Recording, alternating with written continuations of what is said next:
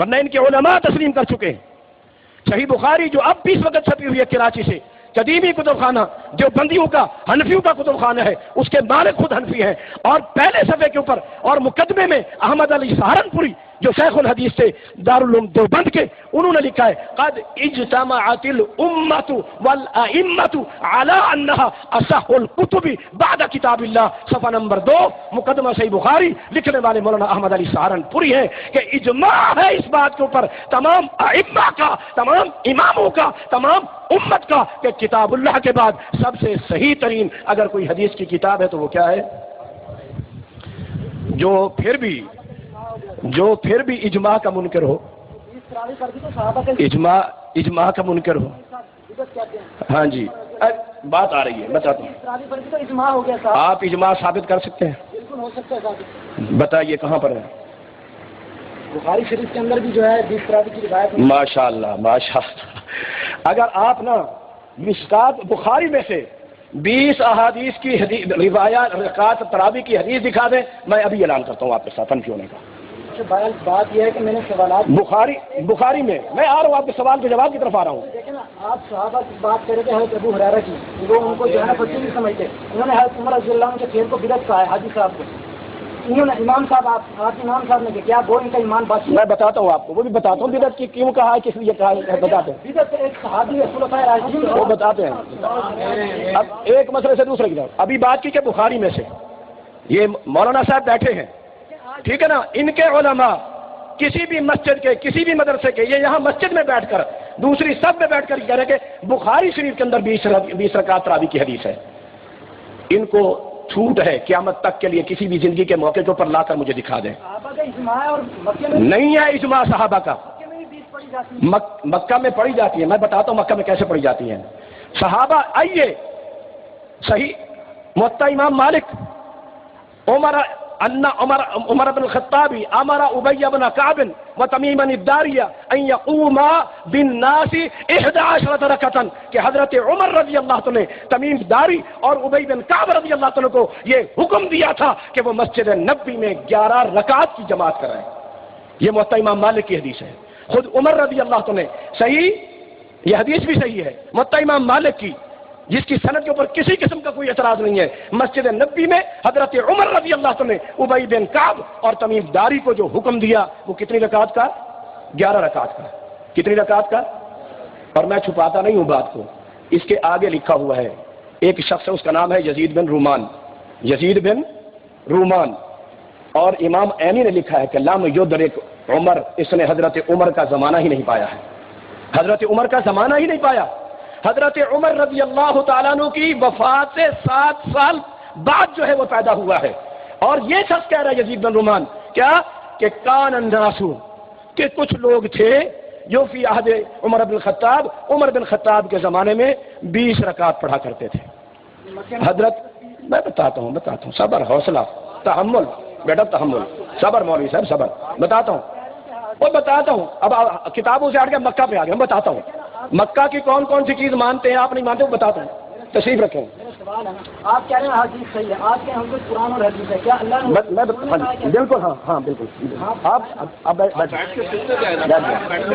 میں بتاتا ہوں آپ کو، بیٹھو تو صحیح، ہاں جی پہلے والی وہ بات ختم ہو گئی۔ بخاری میں سے کوئی میں کلام ادنا سا طالب علم اپنی جماعت کا خادم ہوں، بخاری میں سے، بخاری میں کیا ہے، ام المؤمنین سیدہ عائشہ رضی اللہ تعالی عنہ سے جب سوال کیا گیا کہ نبی صلی اللہ علیہ وسلم کی رمضان کی نماز کیا ہوا کرتی تھی، تو ام المؤمنین سیدہ عائشہ فرماتی ہے ما کان یزید علی 11 رکعۃ فی رمضان ولا فی غیرہ، کہ نبی صلی اللہ علیہ وسلم رمضان ہو یا غیر رمضان رات کی نماز کو 11 رکعات سے زیادہ نہیں پڑھا کرتے تھے۔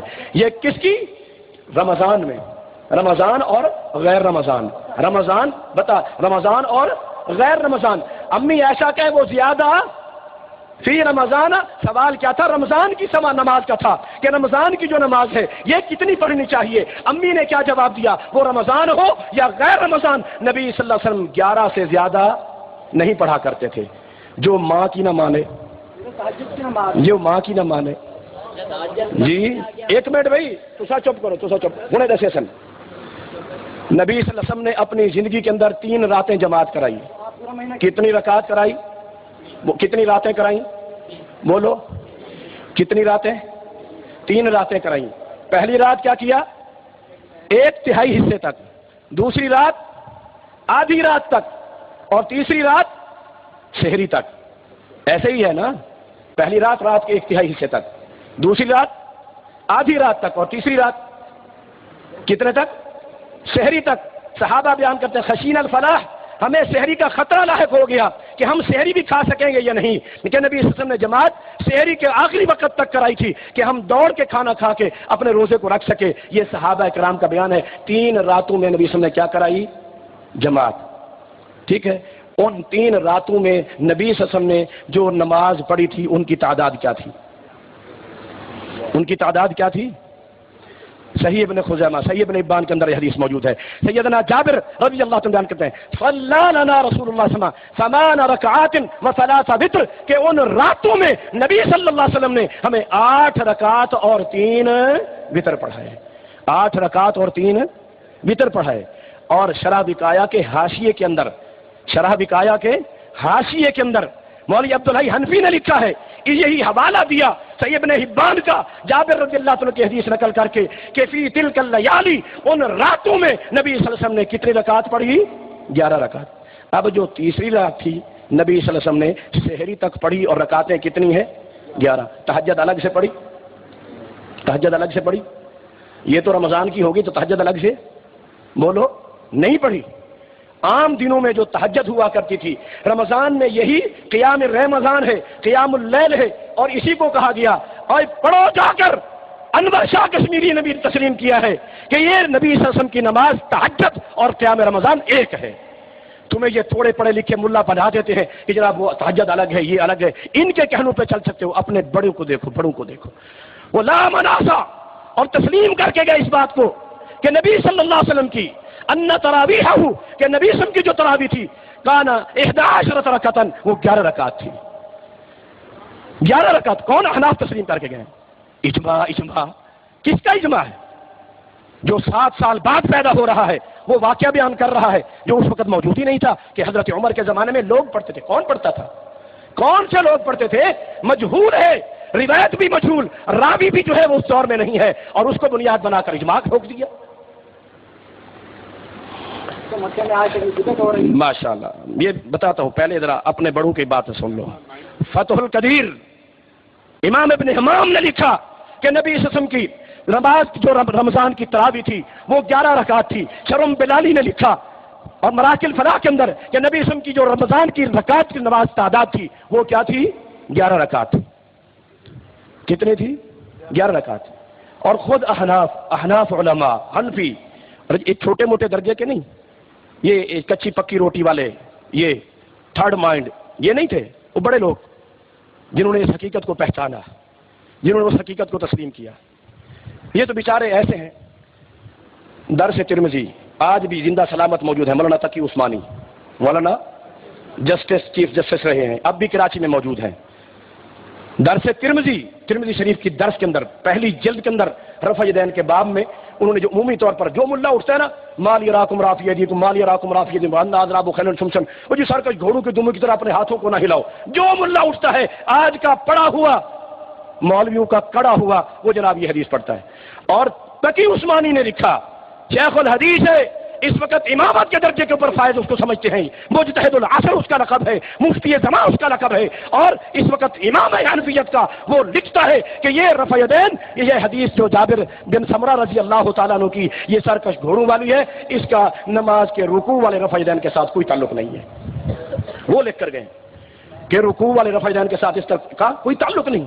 اتنی علمی شخصیت وہ یہ کہے کہ وہ اس کا رکوع والے رفع یدین سے تعلق نہیں ہے، اس کا تعلق سلام کے ساتھ تھا. لوگ اشارہ کرتے تھے، اس کو منع کیا گیا ہے، رکوع والا اس سے منع نہیں. مگر پھر بھی جو ملا اٹھتا ہے اسی کو لے کر، جو ملا اٹھتا ہے اسی کو لے کر. یہ میں نے ایک مثال دی ہے، اس طرح کی سینکڑوں مثالیں ہیں. میں گھر سے آیا ہوں، بات آ رہی نا تراویح کی، میں نے مناظرہ مولانا عبدالستار توسی کے پاس پڑھا ہے اور انہوں نے دلائل لکھوائے. شیخ یہ سننے کی بات ہے، تراویح کے حوالے سے انہوں نے دلائل لکھوائے. شیعہ تراویح کے قائل نہیں.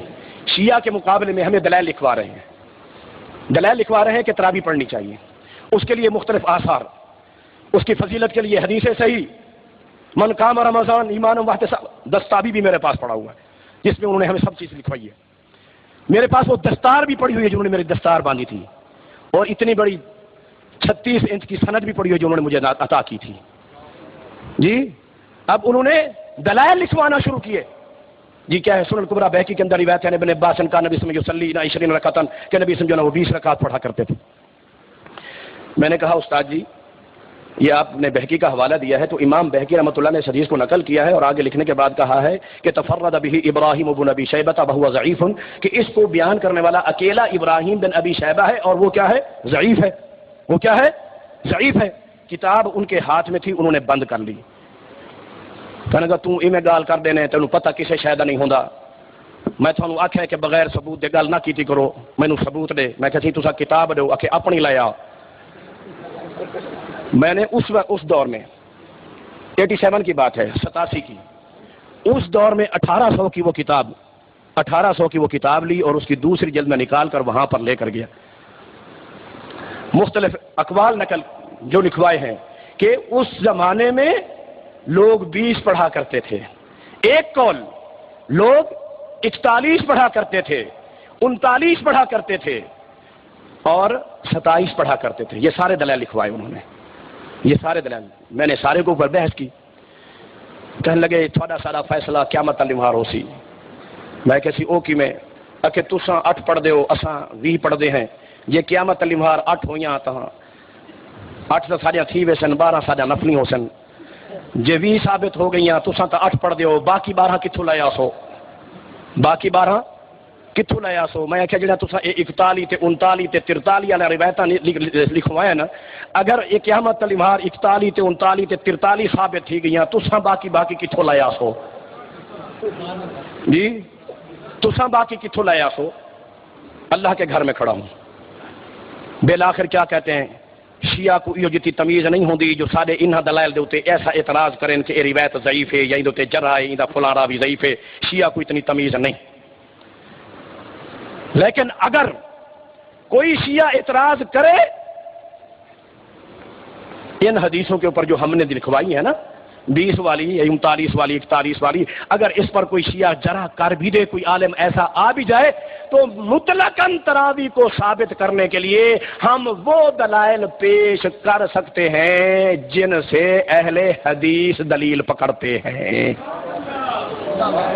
مطلق تراویح کو ثابت کرنے کے لیے پہلے تو شیعہ میں سے کسی عالم کو جرأت نہیں ہے کہ ہمارے ان حنفی دلیلوں کے اوپر اعتراض کرے، کوئی نہیں کر سکتا۔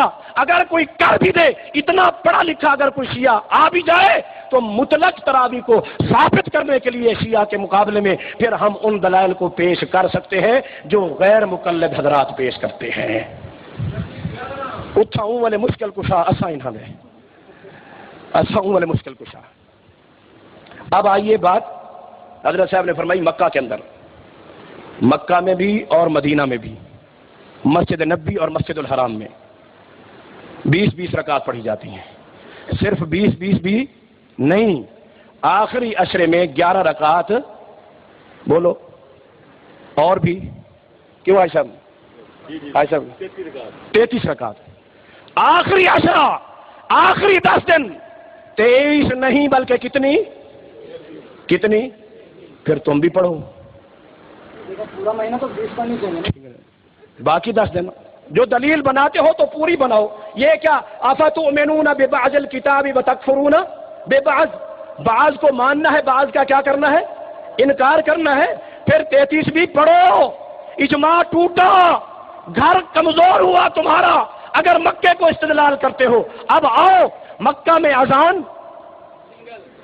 اذان اور تکبیر انہی تراویح سے پہلے جب عشاء کی جماعت ہوتی ہے اس وقت تکبیر ڈبل ہوتی ہے یا سنگل ہوتی ہے؟ بولو۔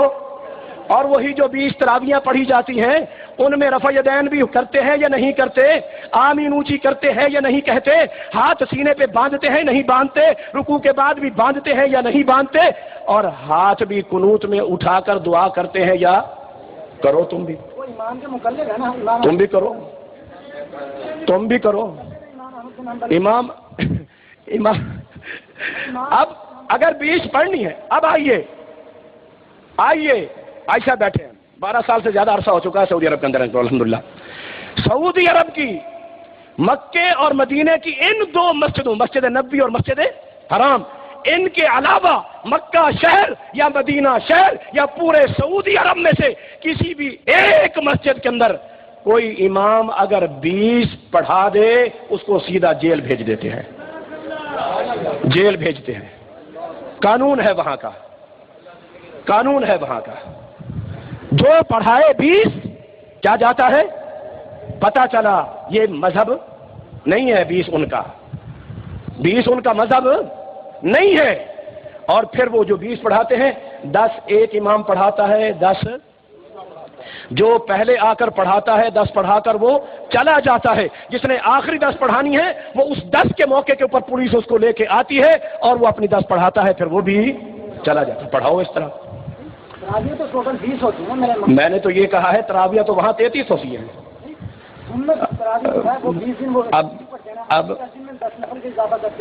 اب وہ میں نے کہا کہ بھئی کس طرح پڑھتے ہیں، پھر اس طرح پڑھو. اچھا اب اصول دیکھو کیا ہے، اصول دیکھو کیا ہے. یہ اسی سال کی بات ہے شیخ، اسی سال کی بات ہے، اسی سال کی. رمضان مبارک سے پہلے میں دبئی میں تھا. شیخ عبد الرحمان بلتستان کے ہیں، مدینہ یونیورسٹی کے فارغ ہیں، اور وزارت اوقاف سعودیہ کی طرف سے دبئی کے اندر ان کی مبلغ اور داعی کی ڈیوٹی ہے. پچھلے سال رمضان کے مہینے میں شیخ عبد الرحمان سدیس جو امام کعبہ ہیں، شیخ عبد الرحمان سدیس، وہ پچھلے سال دبئی میں آئے. دبئی کے حاکم نے قرآن مجید کے حفظ کا مقابلہ تھا، 3 دن کے لیے وہاں رہے، اور 3 دن دبئی کی اس مسجد میں رہتے ہوئے شیخ عبد الرحمان سدیس نے امامت کرائی ہے. وہاں پر تراویح پڑھائی ہیں اور 11 رکعات پڑھائی ہیں. اور اسی مجلس میں جو آخری انعامی مجلس تھی، اس مجلس میں سوال کیا گیا شیخ عبد الرحمان سدیس سے کہ جی بیت اللہ میں تو 20 پڑھی جاتی ہیں. وہ کہتے کہ واللہ ما صلیت فی عمری 20 رکعہ، میں نے زندگی میں کبھی 20 رکعتیں نہیں پڑھی ہیں، میں نے نہیں پڑھی ہیں. کیوں؟ میں 10 پڑھا کر چلا جاتا ہوں، 10 پڑھا کر چلا جاتا ہوں. سن 1992 کی بات ہے. شیخ عبداللہ بن سبیل جو امام کعبہ اب وفات پا چکے ہیں، ان کے ہاں افطاری تھی. دیوبندی علماء بھی تھے، بریلوی علماء بھی تھے، اہل حدیث علماء بھی تھے. افطاری کے وقت ان کے مولویوں نے دیکھا کہ یہ امام کعبہ ہے اور یہاں پر 20 پڑھی جاتی ہیں، تو گفتگو کے دوران کیا کہا؟ کہنے لگے کہ جناب آپ یہاں 20 پڑھتے ہیں، یہ وہاں پاکستان میں ہمیں 20 نہیں پڑھنے دیتے. وہ ہنس پڑے، مسکرا پڑے اور فرمایا کہ ان السنت ہی 11 رکعہ، کہ اصل سنت نبی سم کی وہ 11 رکعت ہے، والبواقی النفل، باقی جو ہے نفلی ہے، وہ نفل کی حیثیت سے پڑھتے ہیں، سنت تراویح کی حیثیت سے نہیں. پھر پڑھتے ہیں تو رفع یدین کے ساتھ، پڑھتے ہیں تو ہاتھ سینے پہ باندھ کر، پڑھتے ہیں تو ہاتھ قنوت میں اٹھا کر، اور پڑھتے ہیں تو اس سے پہلے جو تکبیر ہے وہ کیا ہے؟ کیا ہے؟ یہ صحیح بات ہے شیخ. اس دفعہ جدہ میں میں ایک شخص کو جانتا ہوں جو ڈیرہ اسماعیل خان کا ہے، پٹھان ہے، حنفی ہے، مسجد کا امام ہے. مسجد کا کیا ہے؟ امام. اس نے سنتیں پڑھی بغیر رفع یدین کے، اور جب نماز پڑھائی تو رفع یدین کے ساتھ، نماز پڑھائی تو رفع یدین کے ساتھ، کیونکہ ادھر تنخواہ مل رہی تھی. اور عجیب صورتحال یہ ہے کہ دوسرا دن بھی آ گیا، جو اذان دینے والا مؤذن تھا وہ نہیں تھا. اب تکبیر بھی اسی مولوی کو کہنی پڑ گئی. امام بھی تکبیر کہہ دینا جی، تکبیر بھی اسی مولوی کو پڑھنی پڑ گئی. تو مولوی نے تکبیر بھی کون سی کہی؟ جی کہہ رہی. سلام پھیر کے میں نے پوچھا کہ حضرت کل میں نے یہ چیز دیکھی ہے، آپ نے سنتوں میں رفع یدین نہیں کیا اور فرضوں میں رفع یدین کیا، اور یہاں پر تکبیر بھی آپ نے وہ نہیں کہی جو آپ کے مذہب کی ہے. کہنے لگا جی یہ پھر مجھے نوکری سے ہی نکال دیں گے. نوکری سے کیا کر دیں گے؟ اب سنت کی کوئی بات نہیں ہے، مسئلہ کس کا ہے؟ نوکری کا ہے. مسئلہ کس کا ہے؟ پیٹ کا ہے. اب اعتراض، یہ چیز قرآن میں نہیں ہے، یہ چیز کیا ہے؟ حدیث میں نہیں ہے. جو چیز قرآن میں ہے، جو چیز حدیث میں نہیں ہے. پہلی ہاں جی پہلے تو آپ یہ بتائیں کہ قرآن حدیث کامل اور مکمل ہیں یا ادھورے ہیں؟ پھر ہاں جی اچھا اب مول صاحب